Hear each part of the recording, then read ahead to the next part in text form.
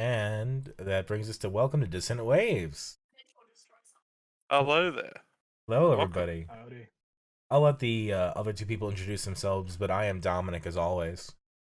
I am Trix. And I am Riddlin. And we Did we got do it right? close enough. Yay!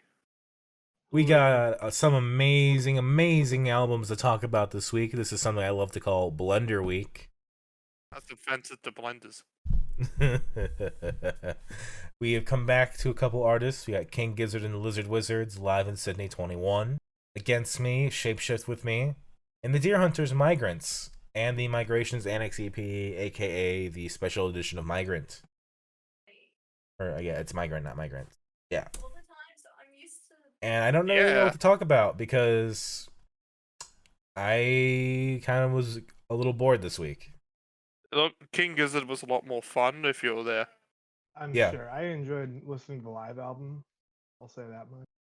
It does make me appreciate the songs that I knew and really liked, like Melting and Open Water. Mm. But the newer stuff on KG and LW, I have not really penetrated yet. Amazing. But tell us about the show. You were there at the Sydney show. Yeah, I was there. We lost a mini-me in a mosh. That was a great time. I think around Ataraxia, actually. Okay, I can see that. He took off his jumper, passed it to me, and just said, "See you, lad," and just went into the mosh, and we didn't see him back for like another 4 songs. That was great. And because I was there with both him and my brother. My brother was kind of suffering a bit of a ankle injury at the time, so he wasn't really moshing, and I'm admittedly not too much of a mosher myself, so I was kind of just there enjoying it. Yeah. I mean, it was a live show. This is like the first proper live show, actual standing up and moshing that we've gone to since COVID started. So it had been a while, especially at the end more, which is a pretty large feeder. Get some pretty big acts there. I mean, the other week, me and my brother saw Spacey Jane there, so and they're pretty big here. Mhm. And I think this King Gizzard show sold out. Like this sold out before dancing restrictions had ended. Damn. And yeah, it was supposed to all be like seeded and stuff, and then they found out that they didn't have to do that, so they just told us, yeah, in the mosh. Was this the one that it was like an hour or a few hours before the restrictions officially ended or something like that? Nah, that was the chats. Oh, okay. Yeah, because Yeah. that's the other one you've been to this year that we could talk Yeah. about. That was the technically not allowed, and I guess the hype was just on for one, seeing King Gizzard after a while, and two, moshing. I remember we were all shouting out "play Intersport" for like the whole 90 minutes, and we're not the ones who did it, but you could hear someone do it 3 minutes before the album ends, scream out "Intersport." You haven't heard anything else from you? No, that wasn't me or anything, so I didn't hear a single theme, but I wasn't loud enough. I wonder where the There are a lot of great moments just like on here. Obviously, one of the funniest moments on here is Ambrose during the intro to Nuclear Fusion.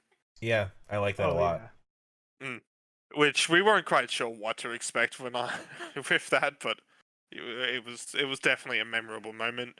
Oh yeah. Some of the songs here, I think, are just performed so much better live than they are at studio. Like, I know you weren't into the newer stuff, but Ataraxia here is so fucking good. Yeah. Yeah, that one was kind of decent. I was interested in that one. The book also is a lot more interesting than its studio counterpart. I love the KGLW outro live as well. I think that they did that quite a lot of justice. There was definitely a lot of microtonal songs that didn't really get to hear, which I do wish that we could have got to see, but yeah, they're on the Live in Melbourne's album, so it's not like they're completely missing. Like Rattlesnake, East West Link, Billabong Valley, some of my favorites from this microtonal series.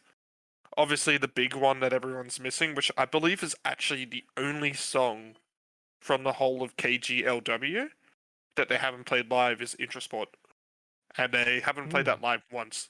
Interesting. I wonder why.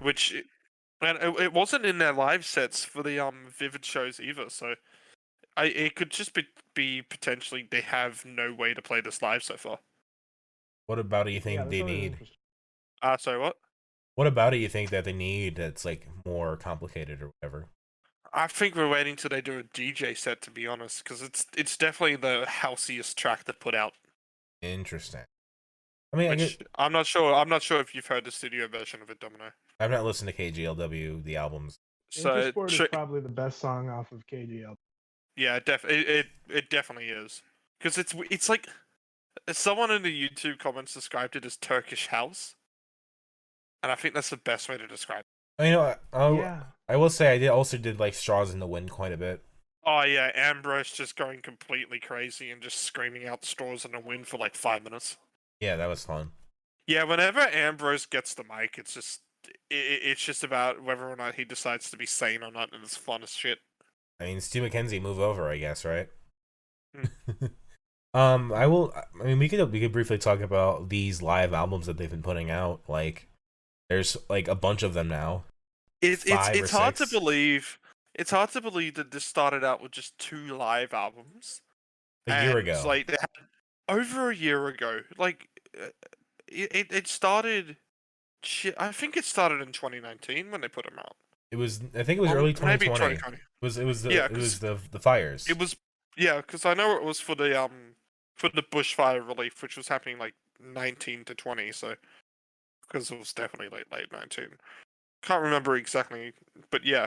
And they started off with Adelaide and Paris, I believe. January 10th, 2020.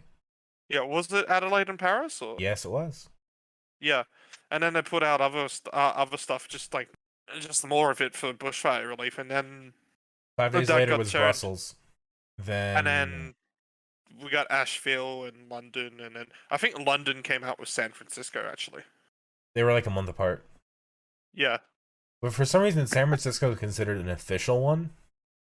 Yeah, San Francisco and Chunky's Shrapnel are their only official ones, and the reason why we're saying official is because they recently, like this year, around when LW came out, announced Bootlegger, which kind of follows on with what they were doing at Polygon Wonderland, saying, "Hey, here's our music. Go release it yourselves. Go sell it yourselves." And pretty much, it's King Gizzard have probably done one of the most important things to helping independent record labels in the past, since 2017, by giving them free rights to create their own vinyls. And yeah, that's super cool. Yeah. We obviously this has all these live albums, but King Gizzard have a dedicated fan base enough that it doesn't matter. I think it's cool that the demos and Teenage Gizzard also got put on there, which is some of their older stuff as well, or like unreleased stuff. So it's cool to have this bootlegger thing out here, and obviously the live in Melbourne and then live in Sydney is pretty cool for that. Because I'll probably pick up live in Sydney on a bootlegger site. I was at JB today, which is usually only sells official stuff, but one of them was actually stocking live in Adelaide vinyls. Wow, Oh, that's cool. Which I didn't expect to see that. I didn't pick it up. It was $75. I didn't even like pick it up physically and like look at it, but I probably should have to see what the pressing was. But these are also all pretty big albums. Like they're 90 minutes each, pretty much every one of these live albums. yeah. I think the longest one is live in Adelaide, and that's because they do a 30-minute head-on / pill. I mean, live in Good old classic. Sydney also has the film too. Oh, same with Melbourne. I've not watched either one yet, but I keep meaning to. Yeah. They did It's more just seeing the actual gigs live, which is good.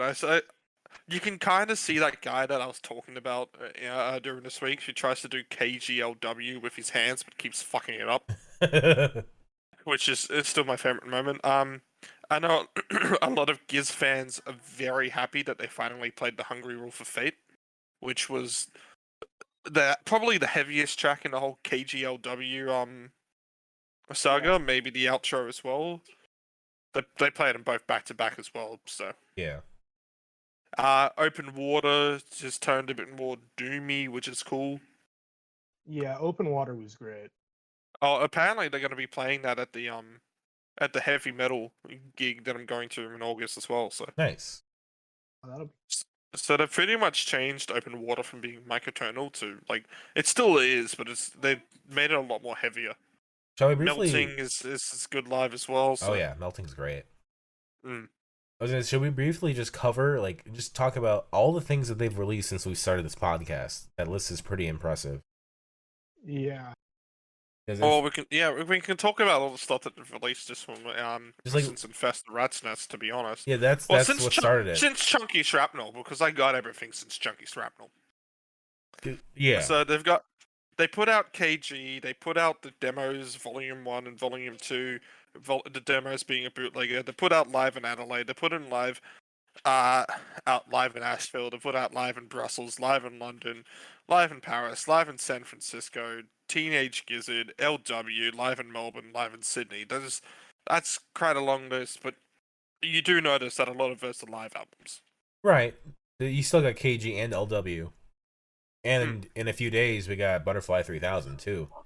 Which I am so fucking hyped for. Apparently it's gonna piss off all the Gizzard fans because it's gonna be their most accessible album yet. And somebody's apparently claimed that it's gonna sound like a Tame Impala album. Okay, I'm down with that. Which, That'll be interesting.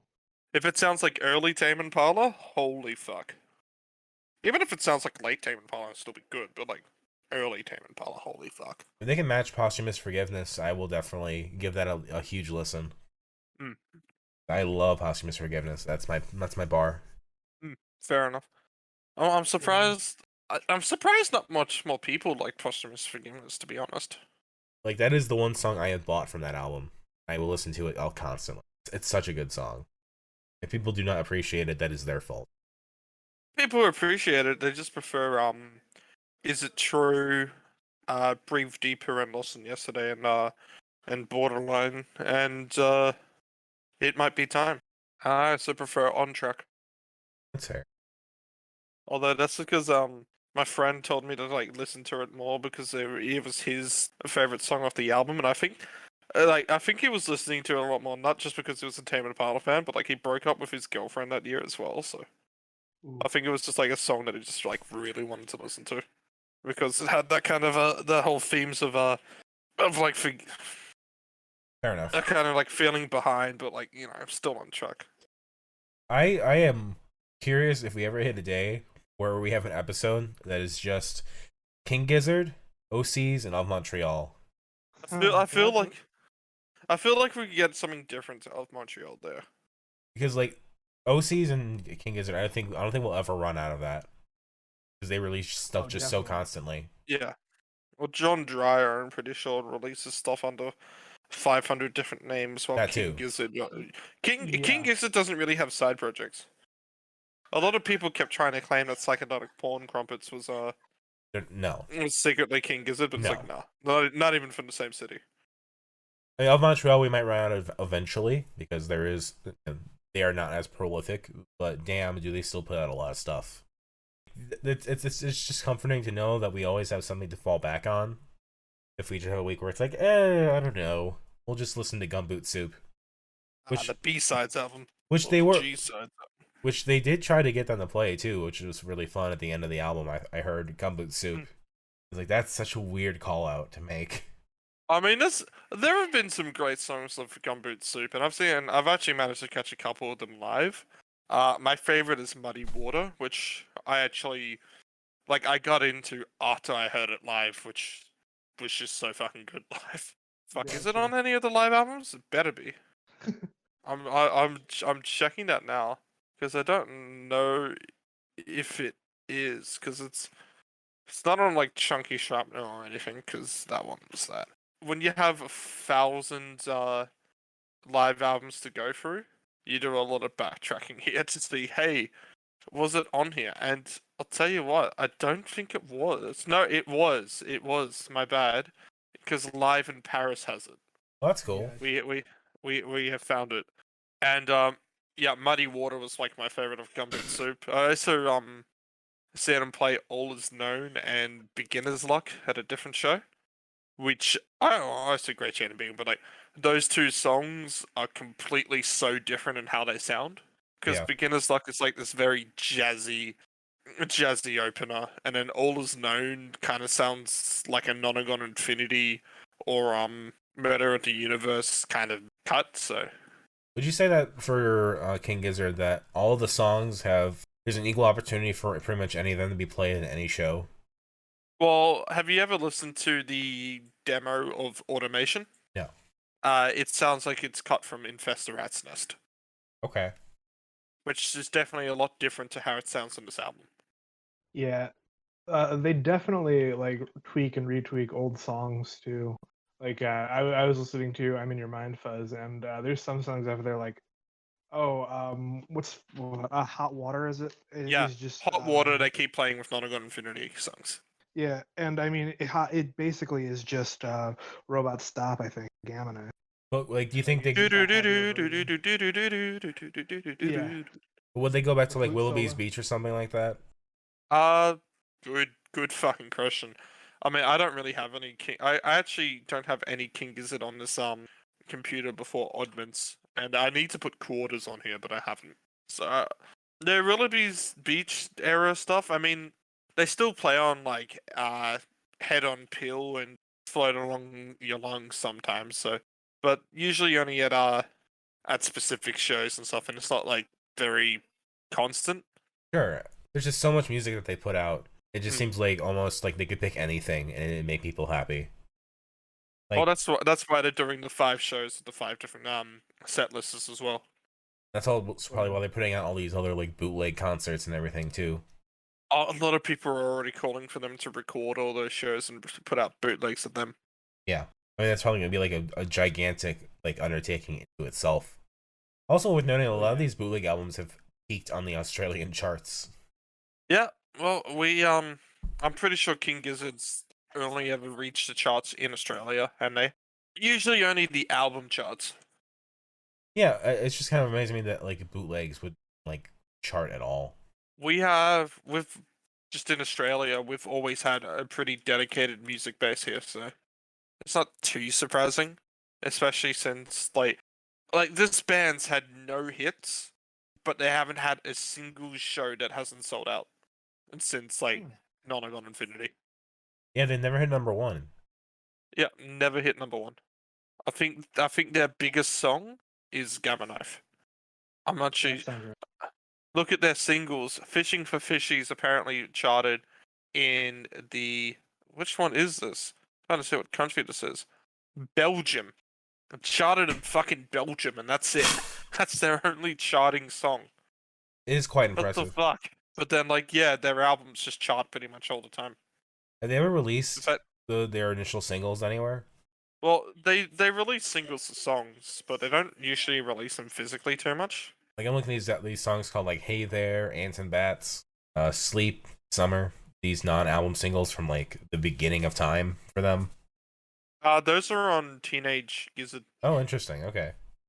Yeah, because that was from that was all their like early stuff plus Anglesey EP, which the Anglesey EP is like pretty much long gone. They've hidden that for some reason. It's on Teenage Gizzard now, so Fair enough. Guess we could cover that at some point. Yeah, I mean official bootleg. I always liked that idea of the official bootleg. I'm glad I to it. Yeah, that's kind of the dream almost. Like, do they source it the audio from fans? no, they recorded it themselves.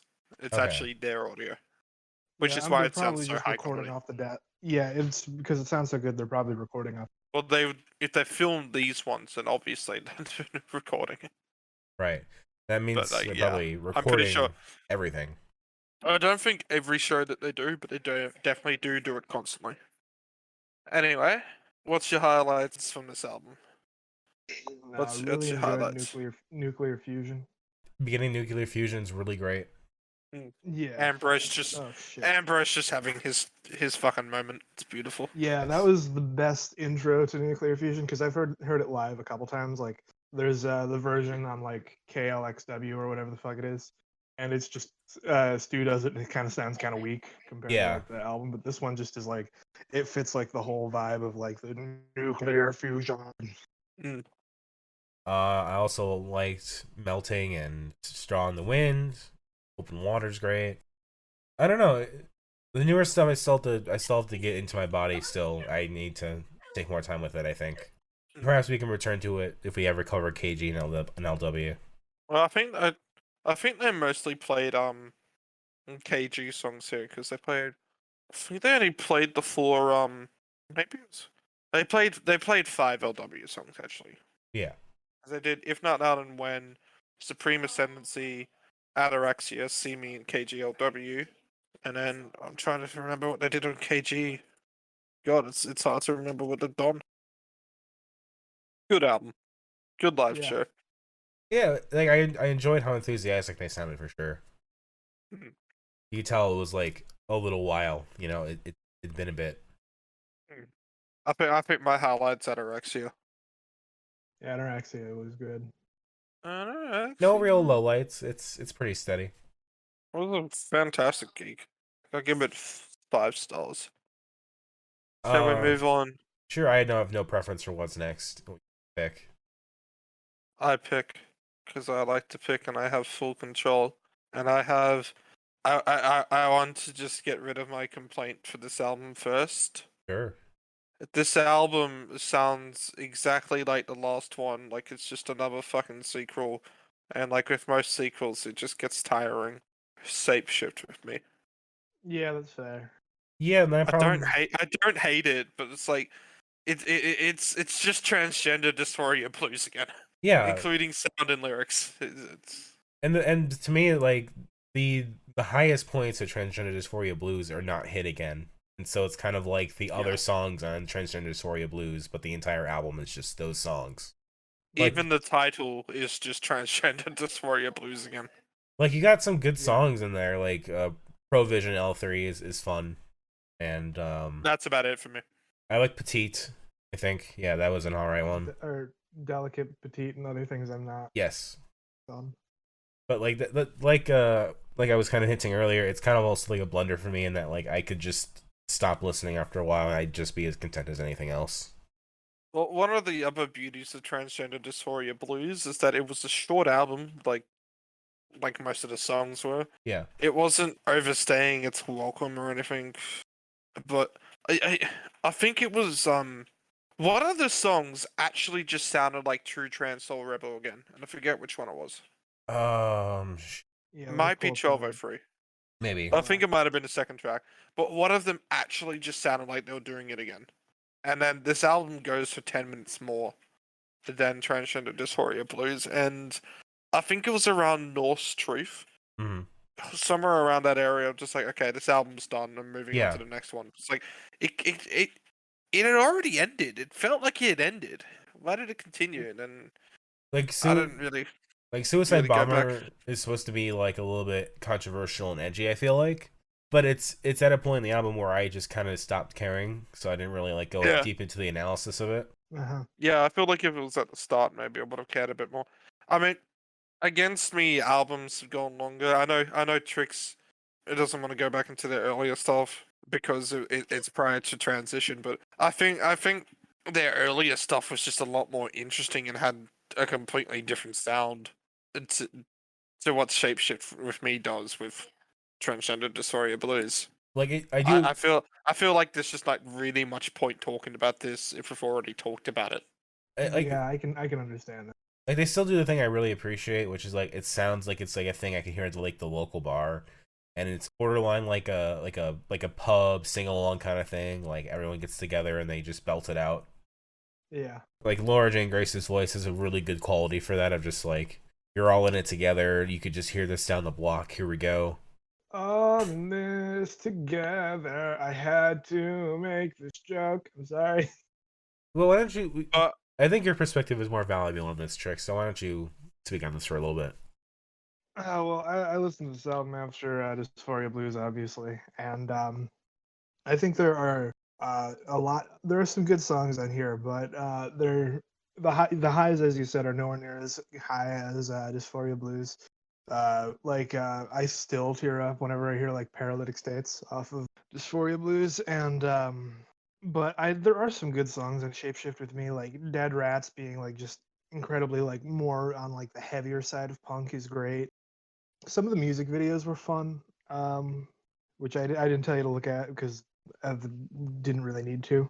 Yeah. But I think it's a more like consistently good album than Dysphoria Blues, but it's nowhere near as Oh, good. I would disagree. I think Dysphoria Blues, and it helped for its short time as well. I thought Yeah. it was a pretty consistent album.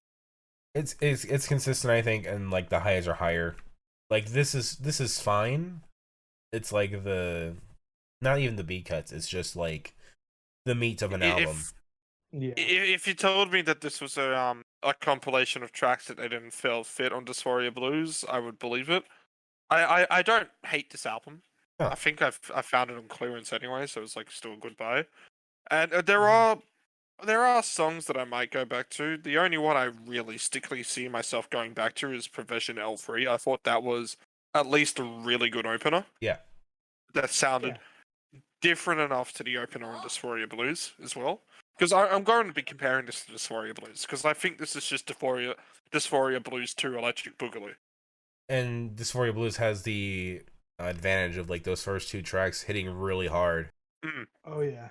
Like those two songs still go through my head a lot, and like mixed in with like Black Me Out and what's going on there. Conditional Love also like still hits as well. Yeah. Whereas it's like I'll probably have Provision and L3 kind of floating through my head here and there, but maybe Crash a little bit. That Crash landing line's kind of cool. Yeah. 333 does start off with like an absolute like mood of a line, which is feeling like I should fall down some stairs, maybe lie face down in the river. Which I mean, mood. Yeah, I don't know. It's just I didn't feel like lyrically anything was hitting me. Like Dysphoria Blues has like one of the best lines of the whole album in the title track of "They don't see another girl, they just see a faggot," Yeah. which describes the whole album in just one line as well. And just this whole kind of feeling of not being accepted and stuff. It Right. is such a great short and simple line. And then there's And- nothing off Shapeshift with me that even gets to that. Yeah. Well, I think it's because like I think it has a bit to do with the fact that like transgender dysphoria blues was like specifically about like trans issues, whereas this one is just kind of a punk album. This is from what I was reading. This is more about like having sex and love like a trans person. Yeah. Oh yeah, there definitely was a lot of references to coming in here, wasn't there? Which I Yeah, guess like all of yeah. fucking Rebecca. Thematically, then it's like okay, this is like what you would naturally do next. I would imagine. Which yeah, okay, that's fine. Yeah. But I I don't don't know. know. It didn't hit it all. It's like it was just there. That's my problem with this album.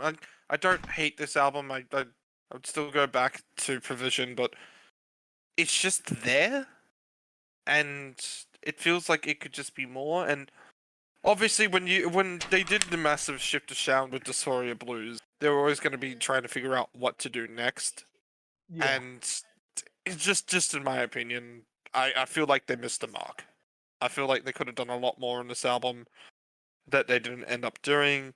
I would have even liked to see them go back to some of the more earlier sounds a bit more in here and try to Yeah. work with that again.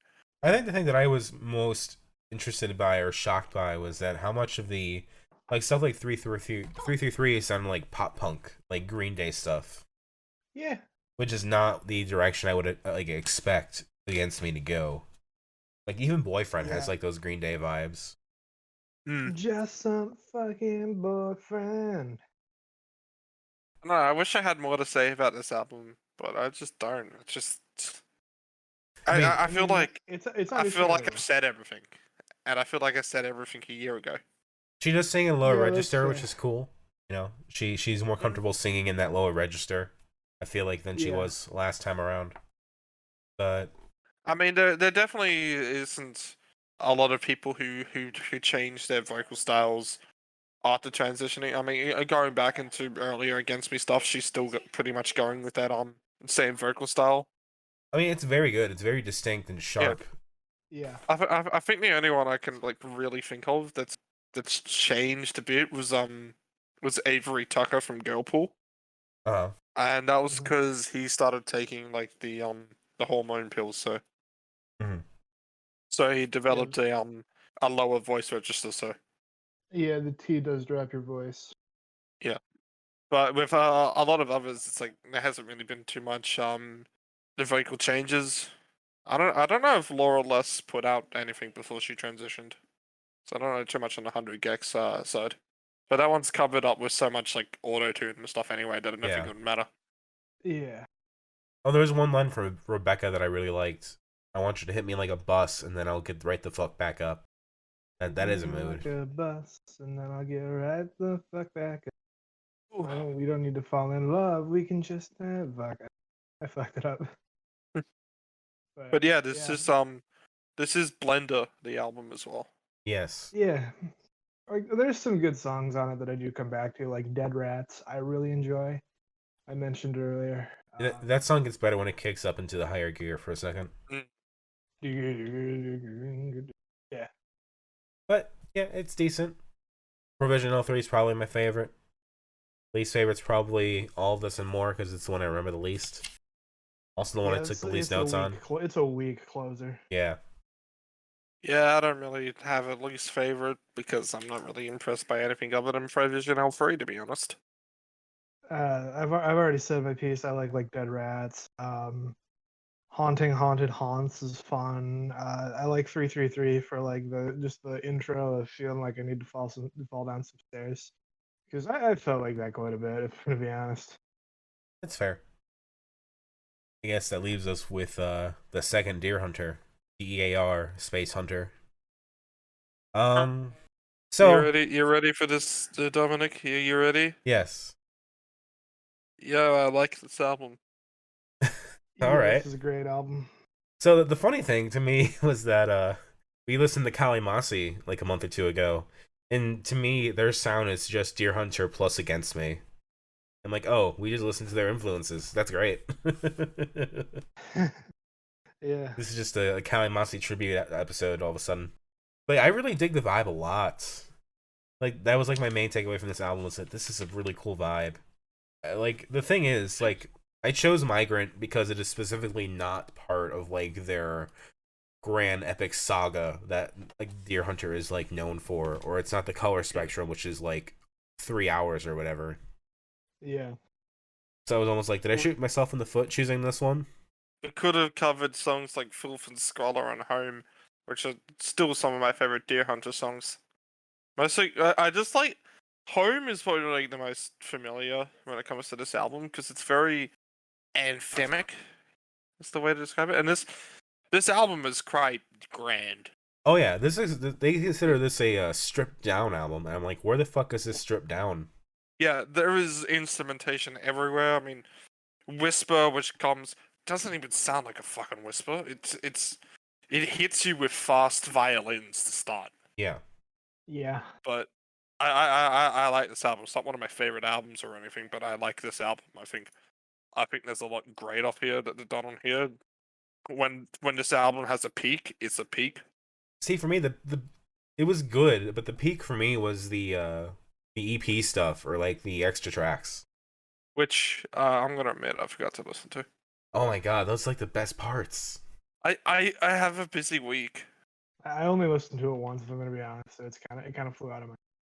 Oh my god, Old Demons, Dig Your Own Grave, Middle Ground. The Middle Ground especially is like a really jazzy as funk, like fucking show tune. Like they got like the old timey radio sound going on. Oh, it's so good. Like Casey Crescendo's voice really shines on stuff like that. And his voice overall is pretty good. Even stuff like Owls, which is like kind of a cheesy love song, is really cool just for how well he manages to sing it. But like the whole album is full of that too. Mm-hmm. Yeah. Like for me, the album itself is a little bit of a blunder for me because it's like it's this sound and they like this sound, but I feel like it's not maybe like the acts, it's not the color spectrum. So I'm kind of curious about that stuff a lot too. It's like Deerhunter is definitely they're definitely an act to go deep into. Their discography is just large, and I mean they don't change their sound too much. It's like, oh, if you don't like this album, you can't like another. But color spectrum is definitely a project to listen to because that's if you don't like the first couple songs, just skip 4 songs and try and go to the next. next part, and you might like that. Because they cover different genres, which I was reading about. Yeah, it's each they do 9 EPs, each 4 tracks, and each one of them references a different genre. And that's really cool. Yeah, I'm gonna have to check out the color spectrum eventually. Because it starts off black, and it's like this kind of like black metal Yeah. that they're trying to do there. It's not really that, but it's like that's the closest. And then it ends with white, which is a lot more vibrant and like happier. It's a good project, but like you have to have the time. Yes. That, and we joked about doing it from when we did that episode of like 2-hour albums or whatever. And maybe we could have. That would have been interesting. I think I would have enjoyed it. But like for even this, I think some of that stuff really bled into like songs like "The Kiss of Life," which got really folksy in a way, and that reminded me of like the Middle East a lot. Like there's like I definitely got like Middle East vibes from some of these songs, surprisingly. Might have to listen to it again to see that, but like I didn't really get that, to be honest. I think it was just like the instrumentation. I don't know. Other songs like I was like, oh, this is kind of Owl City-ish. It's kind of that era. And Escape was like very like anthemic too. It had like that Sweet Child of Mine feel for a second, and then it kind of went into its own thing. And like they do the thing that Kalimasi does of like the chorus in the background, kind of like supporting the singer in a way where like they all feel like they're in some kind of camaraderie singing together, and it's fun. It's a lot of fun. So I actually just took a look on besteveralbums.com, which if no one's ever gone onto that. Pretty much people just like rank albums, and then it's like a rate your music, but like a lot easier to search up on. Excluding the live album, did you know this is rated the worst Deerhunter album? I expected that, because this is the one that's not a concept. Yeah, but it's also probably the most accessible. Right. The one that's rated the highest, and no real surprise, is Act 4. I forget which one. I think it's Act 3 is the one that has the Saints Row song. There's a song in Saints Row. Yeah, they had a song in Saints Row 3. That's cool. I think it's from Life and Death. I'm trying to remember what it is. It's Incarta Venenum. Venenum. Yep. Interesting. Incarta Venenum is in there. And the interesting. I've only got Act 2 on my computer. The interesting thing is too, like, because I did the Deerhunter versus the other Deerhunter, and Halcyon Digest is considered like one of the best albums of the 2010s by a number of publications. And I think this is easily better. Yeah. Deerhunter didn't have the same amount of success as Deerhunter. Although I love when you go on Wikipedia, it says "Do not get confused" with Deerhunter. Yes. That is a wild sentence. In my mind, I knew the difference, but it like to listen to that outside of that, it's like, oh man, I don't even know what the fuck you're saying. Yeah, I'm drinking right now, and it took me a minute, if I'm gonna be honest. Like, if this is like the stripped down stuff, it's amazing to think about what their instrumentation must be like for like when they go big. Because I know like one of their most recent releases was The Fox and the Hunt, which was just the orchestral versions of Act 4 and Act 5, like blown out into its own thing. Because they eventually they're going to do Act 6, and then that'll be it for that whole saga, presumably. Like they got like that Janelle Monáe style of like continuous storytelling. Yeah. I was considering starting with Act 1, but I was like, I'm already doing like the Of Montreal stuff. I don't want to get it like promised too many like continuous story things going on. So maybe once we wrap up that, we can go into the acts or the color spectrum or something like that. Might even be easier to do it like a couple EPs at a time or something. Yeah, like 3 at a time or something like that. Yeah. 3 weeks in a row. That's a lot. Maybe. Yeah. Like I would hate for us to get sick of it all before like we could really appreciate it. Which is also why I'm spacing out of Montreal as well. Well, good album. I like Whisper a lot as well. Whisper's a good song. Yeah, good vibes. A lot of great vibes. Interesting instrumentation. Fantastic vibe. Yeah, it's just good vibes. The album. Like it's almost You could You go almost first. tweak it and make it a Christian album if you really wanted to, but like I think it's better as it is. Mike So Watts it's mixed probably it. the That's best album interesting. art of the whole week. Oh yeah, that fucking birdcage head's great. Yeah. I do like Is, the bootleg looking though. I got nothing else to say about this week. It's I think I might put this at number 1, to be honest. I just like it. I might too, if I'm gonna be honest. hey, I'll take it. It's a different Mike Watts. I was like, oh, Mike Watts mixed that. Is that the bassist from the Minutemen? Like that'd be an interesting crossover. But no, it's a different Mike Watts. Y'all should really listen to the Migrations Annex EP or whatever you want to fucking call those extra tracks, I will because at some point. I will. those I think are to me the best part of this entire album. I am so shocked that those are B-sides basically. Well, we'll throw an addendum on next week about it. How does that sound? I'm down. Middle Ground, such a fucking good song. Because for me, like this is also a number 1, but that extra EP is like above the album. That's fair. Favorites, least favorites. Favorite is Whisper. I don't really have a least favorite. Yeah, I don't really have a least favorite. I don't have a least favorite either, but like Girl is definitely my favorite. I think that intro caught me off guard and I dug it. I don't have a least favorite. Don't Look Back's probably my favorite off the album itself. Has a lot of great things going on in there. It's also one of the ones that sound like the Middle East.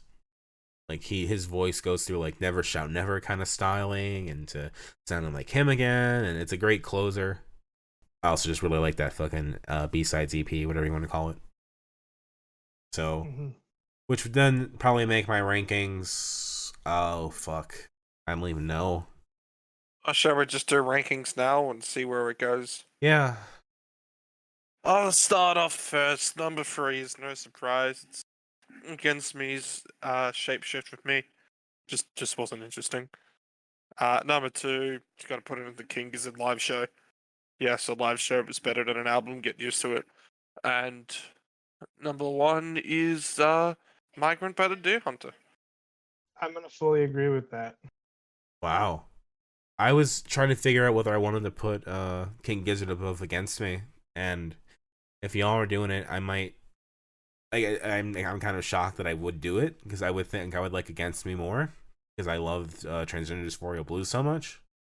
But I might just put Shapeshift with Me at number 3, Live in Sydney 21 number 2, and then Migrants number 1. But the Migrations Annex EP is like number 1 with a bullet.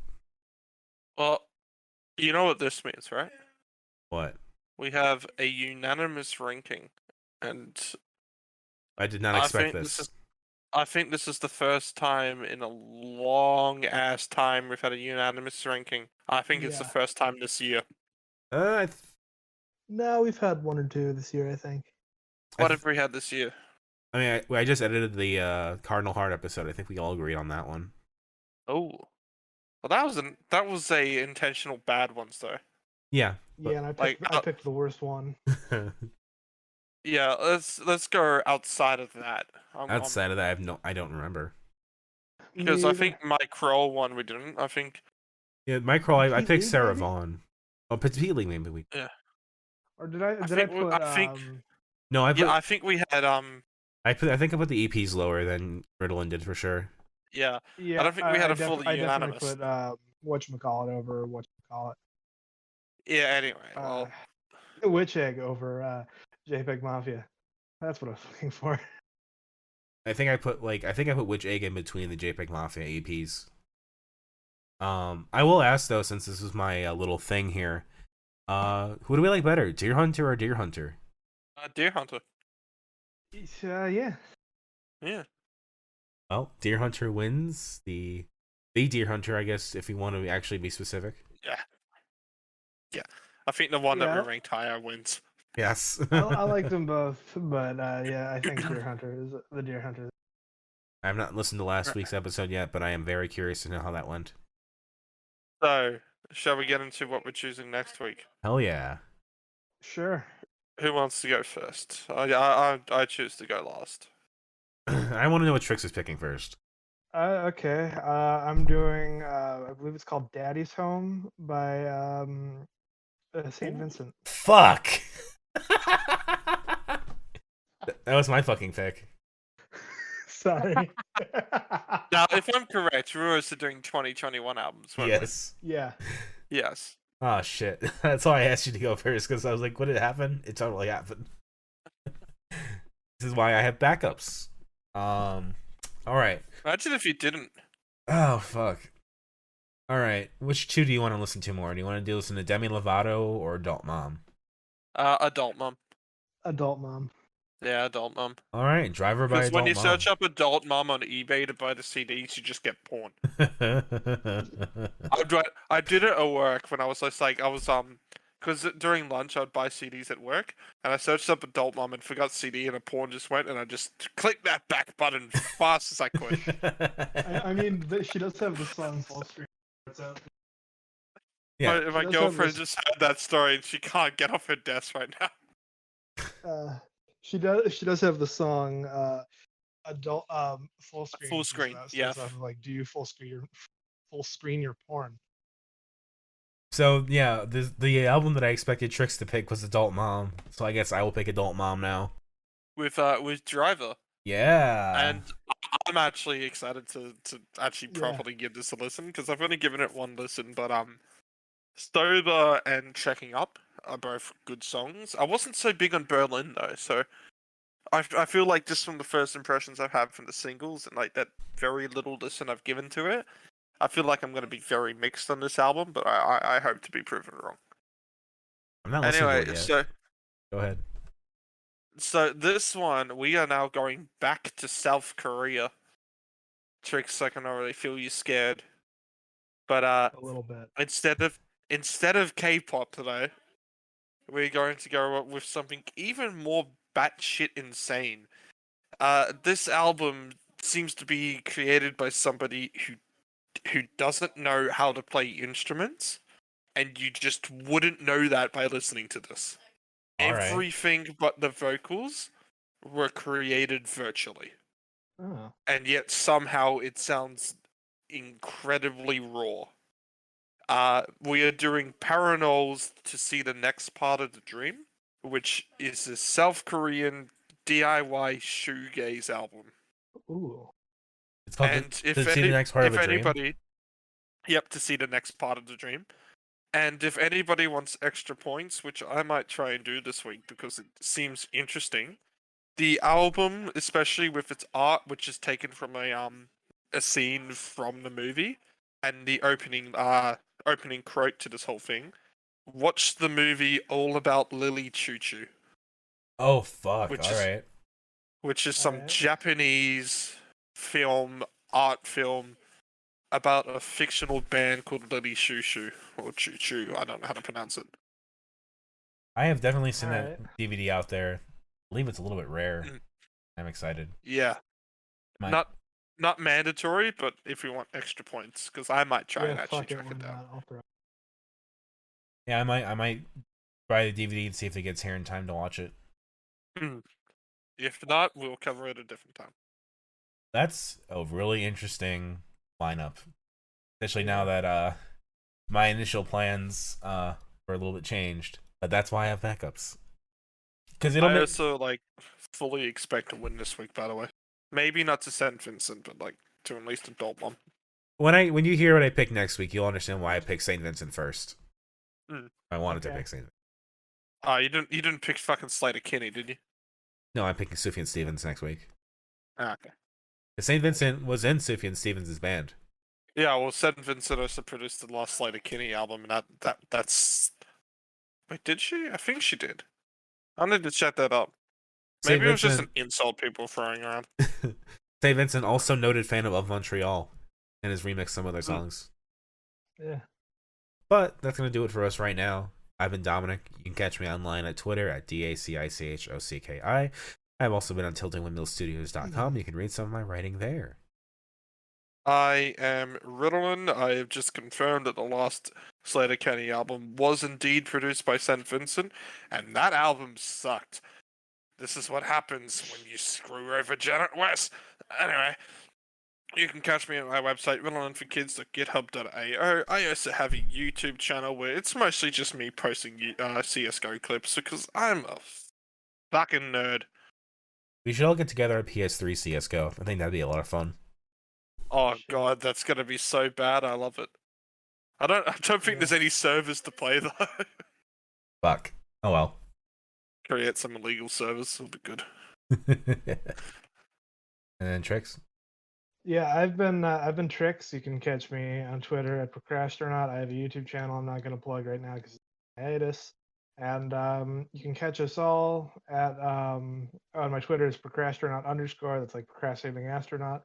Then an underscore at the end of it. And you can catch us all on Twitter.com stroke Dissonant Waves and DissonantWaves.space. All right. That's going to do it for us. Next week is St. Vincent, Adult Mom, and Paranol. All the 2021 albums that go with that. Have a great week, everybody.